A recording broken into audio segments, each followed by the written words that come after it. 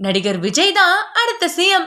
நடிகர் விஜய் அரசியல் கட்சி தொடங்கியிருக்கும் நிலையில விரைவில் சினிமாவில இருந்து விலக போறாரு. அவர் தற்பொழுது நடிச்சிட்டு இருக்க ஜனநாயகம் திரைப்படம் தான் அவருடைய கடைசி திரைப்படம்னு சொல்லப்படுது. இந்த படத்துக்கு அப்புறம் விஜய் எந்த ஒரு திரைப்படத்திலும் நடிக்க மாட்டாராம். ஜனநாயகம் படத்துல நடிச்சுக்கிட்டே தான் அவருடைய கட்சி பணிகளை இப்ப செஞ்சுட்டு வந்துட்டு இருக்காரு. ஒரு புறம் என்னதான் விஜயுடைய ஃபேன்ஸ் இவருக்கு சப்போர்ட் பண்ணிட்டு வந்துட்டு இருந்தாலும், மறுபுறம் அரசியல்வாதிகள் இவருக்கு எதிராக பேசக்கூடிய பேச்சுகள் தினமும் ட்ரெண்டிங் ஆயிட்டு தான் இருக்கு. இந்த நிலையில பிக் பாஸ் போட்டியாளரா கலந்துகிட்ட தர்ஷா குப்தா தற்பொழுது கொடுத்திருக்க பேட்டியில விஜய் பத்தி பேசியிருக்காங்க.